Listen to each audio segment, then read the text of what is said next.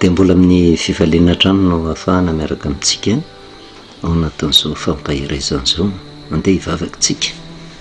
Jehovah-Andriamanitra ray io dia raha sy mankalaza ny anaranao izay ny fahasoavana lehibe mitahinao anay nandritra ty taona ity, na dia teo ary ny zavatra sarotra nandalovana, ny aretina, ny ahià, ny korotana nisy, mianao tombon'androm-pahavelomana ary mahatratra zao farany taona izao. Ataoko sy mino izay fa manana hevitra hiheverana anay ianao, angatahany aminao dia ny fanahinao mahery no manokatra hatrany masom-panahinay mba hampahery anay manoloana ny tombon'androm-pahavelomana izay omenao anay, hietrehanay ny zavatsarotra tsy maintsy andalovana na ny isam-batan'olona na ny fiangonana, eny fa na ny firenena aza. Dia apetraka hitanteraka am-pelantananao ny fotoana fohy izay fampahirezanay mba hitondra famelombelomana ny aim-panahinay. Misaotra indrindra ray amin'ny anaranao Jesosy, amen. Faly miarabantsika amin'ny anaran'i Jesosy, manonona ny fahasoavana sy ny fiadanan'ny tompo ho amintsika mandrakariva. Misaotra an'Andriamanitra lehibe dia lehibe tsika fa ny fahasoavana no mbola ahafahantsika mahatratra zao akatoko ny faran'ny taona izao. Mafy ny zavatra nandalovana nanomboka hatramin'ireny aretina nanjo ty izao tontolo izao ty, kanefa tsy takona fenina amintsika ihany koa ny fiomanana atao anatin'ny fifidianana izay nampanahy be. Na inona mety ho eritreritry ny olona dia Andriamanitra nanatsotra ny sandriny matoa mbola toy izao isika. Tenin'Andriamanitra hoentina ny fampahirezana dia teny toky ao amin'ny mpanjaka faharoa 7:20 izay antonona antsika amin'izao akatoko ny fiafaran'ny taona izao izay hidirantsika indray ao amin'ny taona vaovao. Dia teny fikasana izay nomeny Jehovah ny Ezekia izay mpanjakan'ny Joda tamin'izany vanim-potoana izany, antonona antsika isam-batan'olona, fianakaviana, ny fiangonana ary indrindra ny firenena. Zao no ambarany ny 2:30 ka hatramin'ny 5:30 mpanjaka faharoa 7:10. Koa izao izy no lazain'i Jehovah ny amin'ny mpanjakan'ny Asiria: tsy ho tafiditra amin'ity tanàna ity izy na handefazana tsipika ho ato na hitondra pinga eo anoloany na nandratra tovotany amelezana ity. Lalana izay niaviany ihany no hiverenany, fa tsy ho tafiditra amin'ity tanàna ity izy ho Jehovah, fa hiaro ity tanàna ity ka hamonjy azy noho ny amin'ny tenako sy Davida mpanompoko. Teny fikasana izay azontsika hiainana indray manomboka amin'iny taona 2024 iny, mba hoentsika mandinika ny tenantsika. Raha mijery tokoa tsika dia ho tapitra ny taona 2023 ary hiditra ny taona 2024. Ny zavatra rehetra dia misy lesona pitain'Andriamanitra amintsika, na inona dia zavatra mitranga tao anatin'ity taona 2023 ity dia mandroso ny fotoana fa tsy mihemitra. Ary na inona zavatra hitranga, ninona eritreritry ny olona, misy lesona sotomintsika ao anatin'izany izay manamafy fa tsy sitraky Jehovah mihitsy ny mihemitra ary mampianatra antsika na dia ny fotoana fotsiny taona iainantsika aza dia mandroso mandrakariva. Miditra any amin'ny taona 2024 tsika, tsy miverina intsony ny taona 2023 ary tsisy olona afaka ilaza ka tena tsy tiako izany hiditra any amin'ny taona 2024 any, fa aleoko mijanona ato amin'ny taona 2023 na aleoko miverina any amin'ny taona 2022. Fa ny lalàna miaraka amin'Andriamanitra tsy maintsy mandroso ary izay lasa dia mijanona any. Fa ny zavatra tokony atao dia miatrika ny taona manaraka. Kanefa miaina eto amin'ity zao tontolo zao ty isika, tsy mora nefa ny zavatra miandry. Na inona n'inona zavatra eritreretintsika, n'inona fikasana ao anatintsika, ratsy zao fiainana zao. Misy sedra zavatsarotra mandrakariva, ary ny zavatsarotra miatra amin'ny zanak'olombelona tsy hainy mamaritra azy. Taka miainantsika tao anatin'ny taona 2020, 2021, 2022 na tratra taty amin'ny 2023, tsisy nahafantatra mihitsy isy an'izany valana retina hitranga zany, isy korotana, tsisy malala mihitsy fenam-pandehanana mitranga tapoka zany. De torak'izany koa ny zavatra miandry atsika, isaky ny mandroso misy zavatra tsy ampoizitsika, ary azo antoka fa tsy maintsy misy ny zavatsarotra tsy maintsy andalovana, tsy fantatritsika zany. Ary zay indrindra no enterantsika amin'Andriamanitra zay mahafantatra ny ho avy,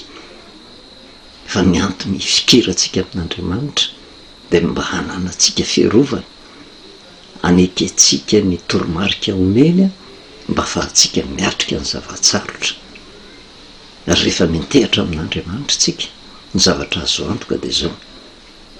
tsisy antony mampanahintsika araka ny tenao petrao amiko ny fanahinareo rehetra, fa za no andamina ny lalanareo. Fa misintona lesona kely fotsiny tsika, fa nisy antony matoa Jehova miteny tamin'ny Ezeka sy ny firenen'ny Joda sy ny Israely tamin'izany vanim-potoana zany hoe: fa hiaro ty tanàna ty aho ka monjy azy no ny amin'ny tenako sy Davida mpanompoko. Tsy mora ny zavatra miatra taminy. Resaksika ny taona 2023 hiditra amin'ny taona 2024, inona ny lesona azontsika sotomina ao anatin'izay? Lasa ny zavatra taloha de miditra amin'ny fiainam-baovao indray tsika. Zany hoe tandindony ny fahateraham-baovao, ary tsy gaga tsika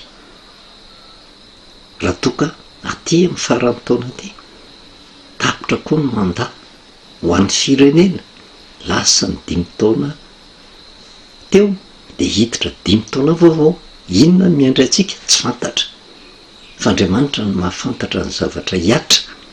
de taka no ateraka indray koa na de ny firenena azy,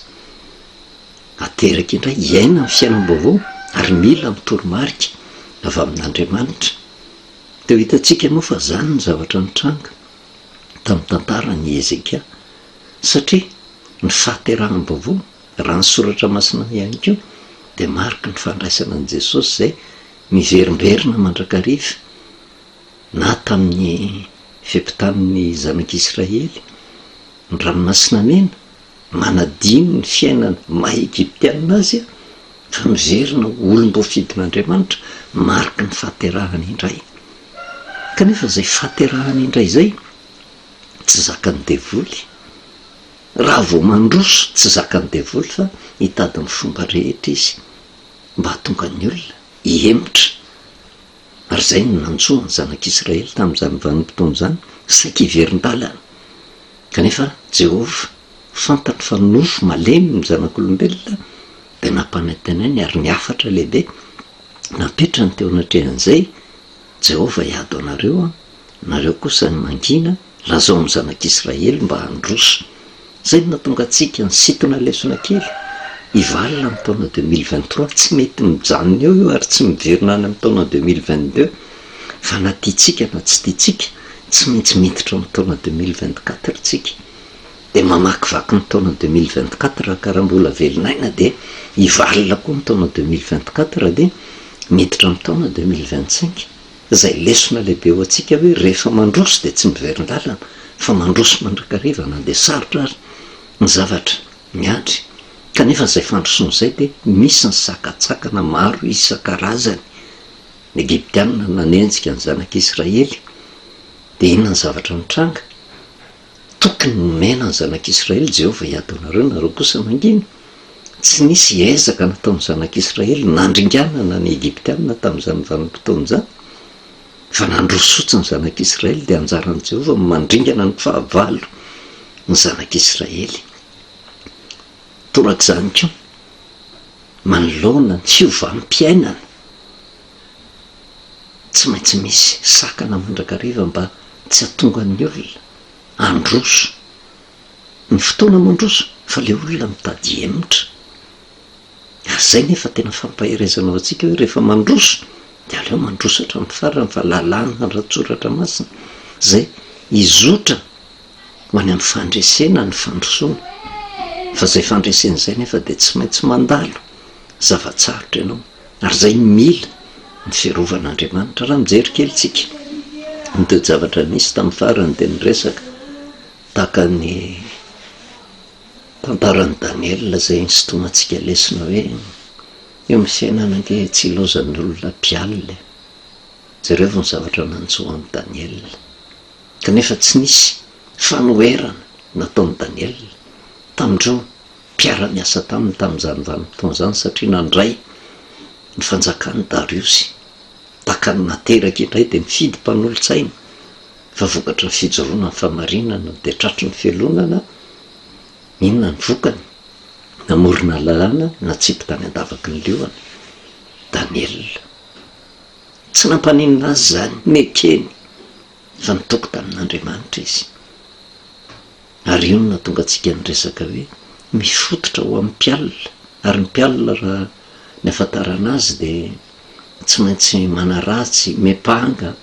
hatramin'ny fikasana ny amono aza ary tsy tsahatra amin'izay izy raha tsy tafaverina amin'Andriamanitra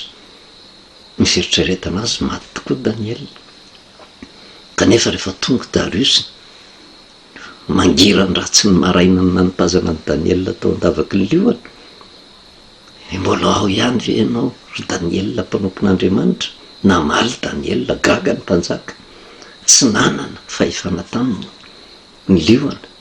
nisy anjely ny rahan'Andriamanitra nanakombona ny vavan'ny liona zay tandindon'ireo fahavalo masika noheverina fa amonany Daniel kanefa ny tomponatoka tamin'izany de ireo namany manodidina azy mpiara-miasa aminy nakarina fotoa andavaky Daniel ny fototra tamin'reto mpialina reto zay teti-dratsy zay fa tezitra ny mpanjaka de nasain'ny mpanjaka natsipy tao andavaky ny liona ny ireo mpialina rehetrarehetra miaraka amin'ny vady aman-janany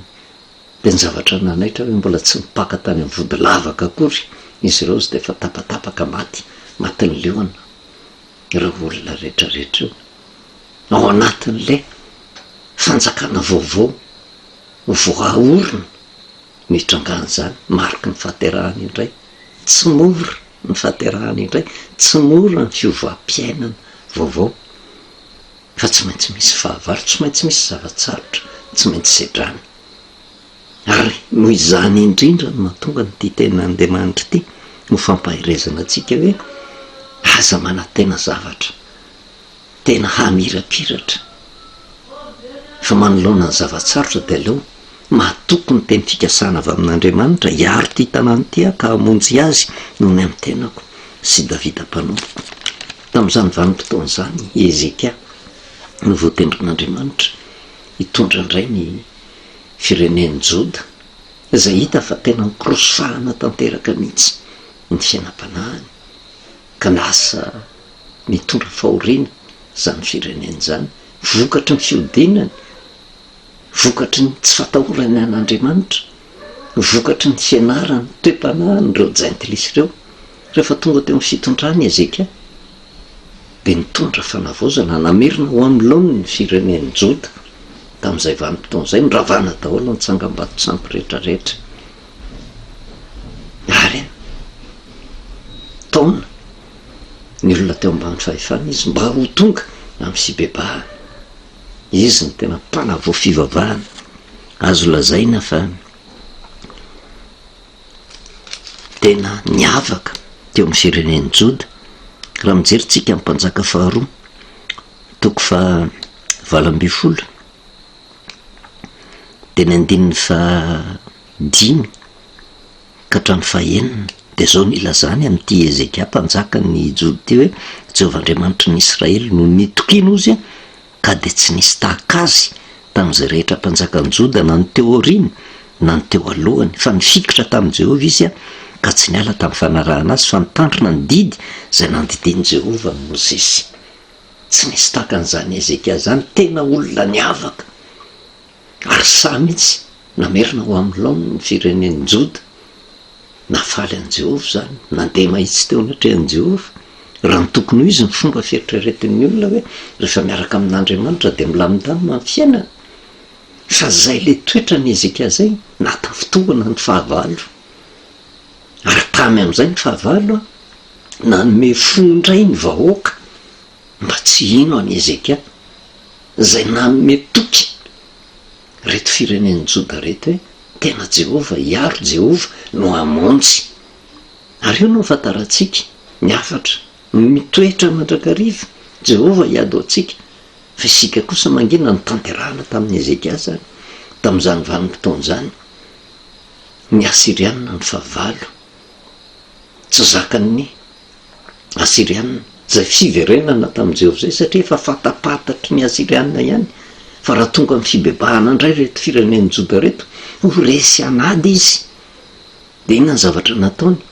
tamin'ny andron'ny Sankeriba, naneraka ny Rabsake, zay tena mpitaritafika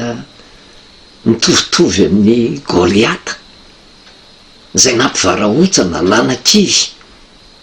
nampiravoravo tanana ny firenen'ny Joda. Dia niteny eo amin'ny mpanjaka faharotoko fa 7 jereo tsara ngely le teniny, ny 9:20 ka hatramin'ny 9:30 dia nijoro teo Rabsakeo sy ka niatso tamin'ny feo mahery tamin'ny teny Josue, enoy ny tenin'ny mpanjaka lehibe dia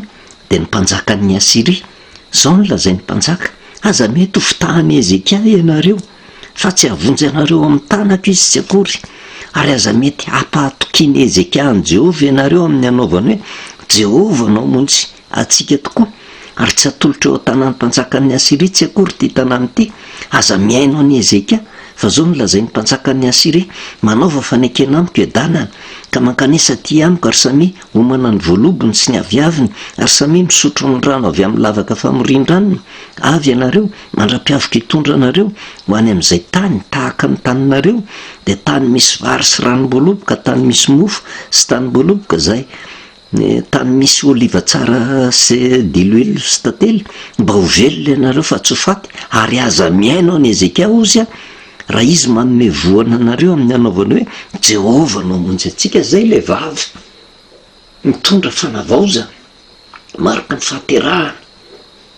antonona atsika amin'izao hidirantsika amin'ny taona 2024 zao. Fa misy foana ny mpanakivy zay mandresy lahatra ny olona hoe aza mino any Ezekia, zay mampanantena hoe Jehovah no hamonjy. Ary zay nge no afatra no ampitaina tamintsika, afatra mijerimperina, Jehovah hiady anareo, fa ianareo kosa anginy. Fa rehefa manginitsika dia misy ny fandresena, misy ny fiarovana ataon'Andriamanitra.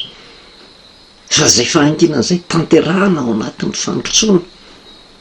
dia tatoraka izany koa. Hiditra amin'ny taona 2024 tsika, hiditra amin'ny manda 5 vaovao indray. Tsika tsy mijery araka ny fomba fijery ara-politika, na fijery ny doktrine mpiangonana, fa fijery ny soratra masina. Ary natonga atsika nyresaka hoe inona ny tokony atao, dia fitaizana ny olona ho tonga olom-pirenena vanina, matahotra an'Andriamanitra, miaina amin'ny famarinana sy ny famasinana. Fa tsy ho tanteraka zany raha tsy manaiky an' Jehovah, ka mangina manoloana ny ady. Ka ninona dia zavatra mitranga, avy aloha Jehovah ny ady, fa isika kosa tokony angina eo anatrehan'izay rehetrarehetra izay. Fa io teo zavatra io matetika miverina, ary tsy maintsy ho hitantsika zany isaky ny mandroso. Tsy maintsy misy Asiriana, misy Sankeriba, misy Rabsake, zay tena andresy lahatra hoe aza mety hampatokiany Ezekia, ka ilazany hoe Jehovah hamonjy anareo. Ohatra ny tehiteny hoe tsy aza matoky an'izany fa mandehana amin'ny herin'ny tenantsika, fa dia aiza dia tenin'Andriamanitra foana ve, dia anaiky an'Andriamanitra foana ve, dia angina manoloana ny zavatra tsy mety ve, dia tsy hetsika manoloana ny fahavalo ve. Fa Ezekia mitondra firenena izy, ireo ny fahavalo zay te andringana ny firenen'ny Joda. ary tena any am'le vahoaka mihitsy nge mivatana an'le teniny mba hakivy an'le vahoaka ioko tsy anaiky any Ezeka eo anatrehan'izany rehetrarehetra zany kanefa Ezeka natoky an'Andriamanitra de nitaizany olona anaiky ny sitrapon'Andriamanitra. Ina moa ny zavatra tsy efa nataontsika ny sotombana lesona ny amin'ny tenin'Andriamanitra manaja ny safiditsika nge io Andriamanitra io kanefa tokontsika hianatra an' Jesosy tsy ny sitrapontsika no atao fa ny sitrapon'Andriamanitra. Andriamanitra no mametraka mpanjaka izy no mamesotra mpanjaka tsy misy fahefana tafapetraka fa tsy avy amin'Andriamanitra ka raha tena tompona andraikitra mino an'Andriamanitra tena kristianina de mampianatra ny olona angina mampianatra ny olona anaiky ny fahefana zay misy ny antsika teto zany tsy mamora antsika mampianatra ny olona anaiky zay rehetra voatendrin'ny olona na ny mpanjaka na ny mpanapaka ary zay le fahanginan'izay de fanekena ny sitrapon'Andriamanitra. De inona nefa ny zavatra mitranga manoloana ny reto fahavalo zay tena nanan-kivy ny vahoaka reto hoe aza mino any Ezeka ohatra ny misarika ny olona nge tsy atoky le tenin'Andriamanitra hoe anka tena tsy misy vahaolana ao anatin'ny fankatoavana ny tenin'Andriamanitra fa alao miherintsika ihany no hoentina miady fa manahoana ny toetran'ny Ezeka teo anatrehan'izay satria nandrehan'izany ny vahoaka fa nisy teny mpitiavana teny feno fanetretena nampitainy Ezeka tamindreo vahoaka reo. De inona ny vokany manoloana ny fandrahona ny fanankiviny ny teny zay manombotra ny olona tsy atoky ny amin'ny fahefan'Andriamanitra. Ny 170 ary tena mahafinaritra nefa nangina ny olona osy ka tsy nisy namaly azy na de teny ray mavakory azy satria ny mpanjaka efa nandidy hoe aza misy mamaly azy manoloana an'izay fanakana sy fahavalo manakivy zay fomba fiadiny Ezeka mpanjaka tsy miara-mila ny netiny fa afatra nampitaina tamin'ny olo-peheziny aza misy mamaly azy ny dikan'izay nge mangina re olona manoloana ny mpanaratsy ny mpanakivy ny mpialina ny mpanakorotana aza misy mamaly azy. Fomba anankiray nanatanterahany Ezeka le baiky nomena ny zanak'Israely tamin'ny apita tamin'ny ranomasina mena mialohan'ny apitana ny ranomasina mena. Jehova hiado anareo fianareo kosa angina de jereo vo mivokany mba ho fampahirezana antsika satria andalo de zavatra sarotra tsika tahaka ny miapita ny ranomasina mena ndeha amin'ny taona 2024 ohatra ny miapita amin'ny ranomasina mena hiditra ny manda vaovao. Inona ny vokany taraina teo anatrehan'i Jehova zay fotsiny angeny nataony Ezeka namelatra teo amin'ny Jehova ary nilaza tamin'ny mpaminany ny etraketraka nataony Asirianina de nisy ny valim-bavaka niraisiny ny 15 amin'ny mpanjaka faharotoko fa 7 de nakany amin'ny Isaia ny mpanompon'ny Ezeka mpanjaka ozy ary hoy Isaia taminy ambarao amin'ny tomponareo hoe zao nilazain'i Jehova aza matahotra ny teny efa renao de zay nanompoany retsaka izy lahy ny mpanjakan'ny Asiria retsy aho fa indro izao zay efa nisy fanahy ao anatiny ary aresisy io izy ka hiverina ho any amin'ny taniny de ataoko lavitsabatra any an-taniny izy ho an'le fahavalo aza matahotra azy na le teny fampana fanakiviny fanakorontanana ataony fa andefa fanahy ozy aresy ao anatiny aresisy io izy areverina amin'ny tany zany hoe zay le fanahy aresisy io zay ifandritaka ho azy eo reo fahavalo reo hiady an-trano ao reo fahavalo reo tsy mila mihetsika akory ny fireneny Joda fa ifamono ao reo. De inona tokoa ny zavatra mitranga zay no natonga le teny toky zay niraisitsika hiainatsika zany hiditra amin'ny taona 2024 mahatoky io tenin'Andriamanitra eo. Inona ny tokony atao? Mangina tsy mamaly avy aloha Andriamanitra no hiasa izy no mitantana mahafantatra ny toe-javatra mitranga rehetrarehetra ary tsy tokony anam-panahinany amin'izany fa ny adiditsika dia ny mandroso manaiky fateraka indray hatramin'ny tenantsika zany raha tena kristianina marina mitodika amin'ny tenantsika manavao ny fanoloran-tenantsika manaiky ny feon'Andriamanitra ary ninonenina sitrapon'Andriamanitra ekena tsy misy fipetra zay nge natao hoe manginy na manoloana ny toe-javatra sarotra tsy ahafahana mivoaka azy tsy efa ny fisainantsika fa avy aloha Jehova aneo ny voninahiny ampiseho ny fahagagana avy aloha Jehova no hiady ho atsika fa inona ny tokony ataontsika mandroso manginy ao anatin'ny fahatokiana an'Andriamanitra zavatra mitranga iverenantsika ny 2:10 sy ny zavatra mitranga amin'izay mba ho toko atsika ary tena hinoko fa zay ny zavatra hitranga eo amin'ny isam-batan'olona mahatoky an' Jehova zay ny zavatra hitranga ao amin'ny fiangonana miverina ho amin'ny famarinana fa tsy mitory ny filazantsara araky ny fisainany fa araky ny fisainan'Andriamanitra mitaiza zay nge ny asan'ny fiangonana mitaiza ny olona atahotra an'Andriamanitra sy olom-pirenena vanona mandeha ny famarinana mba ho modely ho amin'ny manodidina azy zay ihany no andrasan'Andriamanitra amintsika zay fahavalo manelingelina amin'izany Jehova miady aminy ary tokony ho raisitsika ho lesona na hatramin'ny tompona andraikitra ambony sarababen'ny olona na fiangonana io na misehatra ranofo le toe-panana nanany Ezekia natahotra an'Andriamanitra kanefa rehefa tonga ny fahavalo dia nampianatra ny olona aza misy mamaly azy akory dia tonga ny valim-bavaka andefa fanahy ao anatiny ao izy Jehova ary siosio izy dia ifandringanao ty amin'ny toko fa 7:12 zay le teny toky ampaherezana atsika mba tsy hananatsika fanahina hoe inona indray ny zavatra hitranga tsy mieritreritra an'izany hatreo fotsiny fiainana mandroso fotsiny matoky ve atsika fa Jehova momba atsika dia avy aloha izy nohiditra mitsehatra eo anatrehana zany rehetrarehetra zany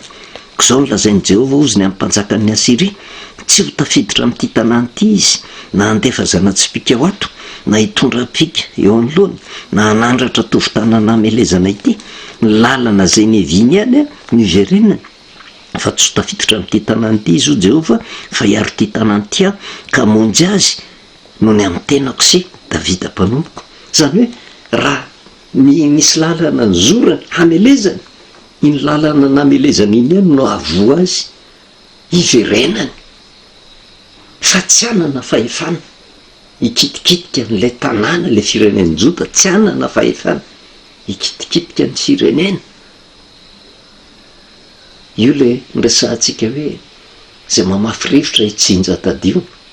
hifototra amin'ny ihany satria Jehova efa nandefa fanahy ao anatiny ary aresy isio izozy araky ny teniny ka hiverina ho any amin'ny taniny dia ataoko lavitsabatra izy dia tahaka an'le fahavalo le mpiara-miasa tamin'ny Daniela ihany le zavatra nieritreretiny amelezana ny Daniela nifototra taminy nikombona ny vavan'ny liona tamin'ny Daniela le liona na nipazana ny Daniela tao an-davaka ny liona izy indray natsiky tao le eritreriny mihitsy no nahafaty azy satria Jehova niditra nitsehatra teo anatrehan'izay ary Daniela tsy nandeha izy niady tahaka ny zanak'Israely tsy ny zanak'Israely mitododoka niverina nameliny Egyptiana ringana tao anatin'ny ranomasina mena tamin'ny alalan'i Jehova satria nanaiky nangina ary nanaiky nandroso dia torak'izany koa Daniela nanaiky fotsiny izy any ny lalan'ny fandrosoana atsipy any an-davanaka ny lio fa matoky an' Jehova dia nakombon'i Jehova ny vavan'ny liona fa ho an'ny olona tsy matoky an' Jehova fa olona mpialina olona mikajaka ny amoniny eny mifototra am'le izy dia torak'izany koa ny zavatra mitranga Jehova nefa nyteny hiaro ty tanàna ity hiaro anao Andriamanitra ny taona 2024 hiaro ny ankohonanao raha manaiky ny teniny ka mahay mangina ianao hiaro ny ankohonanao sy ny fianakavianao Andriamanitra ho an'ny fiangonana raha hitorony marina ka atoky an' Jehova mitaizany olona anaiky ny sitrapon'Andriamanitra fa tsy hitaizany olona arak'izay fomba fijery manofina, fomba fijery hafa no hitondrana ny tenin'Andriamanitra, miaro ny fiangonana io Andriamanitra io, ary ho an'ny firenena ihany koa zay miankin-doha amin'Andriamanitra, satria matoky someno aho fa ty firenena malagasy ty firenena matoky an'Andriamanitra, hiaro an'ity firenena ity io Andriamanitra io, ka nizaniza fahavalo mitady andringana n'ity firenena ity. De araka ny tenin'i Jehovah hoe tsy ho tafiditra amin'ity tanàna ity na andefa zana-tsipika ho ato na hitondra mpinga eo anoloany na anandratra tovitany hamelezana azy, fa ny lalana zay ny aviany ihany no verina mikenatr'izy, fa tsy ho tafiditra amin'ity tanàna ity, ary tokony ho raisitsika ho toko atsika ny 4:30 hoe hiaro ty tanàna ty aho ka hamonjy azy noho ny amin'ny tenako. Sy Davida mpanoko, fiainana nataon'i Jehovah Andriamanitra amintsika zany, matoky an'izany ve tsika? Naina fomba andraisantsika an'izany de za mahatoky. Ary ninona fomba hanoerana ny tenin'Andriamanitra avy aloha ny tantara no tsara, manamarina ny teniny ve Jehovah? Ve Jehovah io hatramin'izay nanamarina ny teniny mandraka riva izy io. Inona nefa ny vokany? Ny fataterahany, ny 5:30 ka hatramin'ny 7:30, ary tamin'ny alina io izy de avy ilay anjelin'i Jehovah ka namely ny olona 5:20 alina sy ray hetsy tao tobon'ny Asirianina. Ary noho ny maraina koa vao nifoha ny olona de hita fa indreo efa maty avokoa izy ireo. Tsy ny firenen'i Joda ny namely azy, nangina fotsiny firenen'i Joda teo ambany fitantanany Ezekia, fa reto olona nikasa andringana ny firenen'i Joda fahavalo, nisakana ny olona tsy atoky an'i Jehovah, anaiky ny sitrapon'i Jehovah, le nanaiky ny tenin'ny Ezekia, aza nisy mamaly kory, tsy ireo ny etsika, natoky an'i Jehovah fotsiny izy. Io tsy tonga ho azy ange zany, fa le fanahy natao tao anatin'ireo na resisy io lavitsabatra ny fandringana tao. De inona ny zavatra mitrangana ny 5:30, ary de niaingy Sankeriba ozy mpanjakan'ny Asiria ka lasa nody ary nitoetra tany Ninive, ary niarany ankohaka tao ohatran'ny nisy roka Andriamanina izy, de nasiany Andray Meleka sy Sarezera zanany Lansabatra, ary de afaka nandositra nakany amin'ny tany Ararata izy mirala, ary Esradona zanany Laozy no nanjaka nandimby azy, nandositra niverina any amin'ny alehany, tsy nahafapiry teo anatrehan'le firenena, nangina teo anatrehan'i Jehovah, miverina tamin'Andriamanitra. Inona no tian'Andriamanitra ampitaina amintsika hiditra amin'ny taona 2024? Fibebahana reo olona, fiverenana amin'Andriamanitra. Misy nge ny olona tsy mino mihitsy fitantanana ny firenena, inona moa milanina an'Andriamanitra amin'izany? Fa tsoky-hevitra lehibe. Fa inona ny tokony ataontsika? Mivavaka ao amin'ity firenena ity, mametraka eo am-pelatanan'Andriamanitra zay rehetra voafidin'ny olona, mba ho tain'Andriamanitra ny mpitarika rehetra, mba hatahotra an'Andriamanitra le mpitarika, mba handeha amin'ny famarinana le mpitarika, kanefa tsy hijanona amin'izay vavaka izay fotsiny, fa zasy ianao mandehana amin'ny famarinana. De aoka angina manoloana ny toe-javatra sarotra antalovana, fa matoky ny tenin'i Jehovah hiaro atsika ny amin'ny fahavalo io Andriamanitra io. Voninahitra ho an'Andriamanitra reriany vavakisika.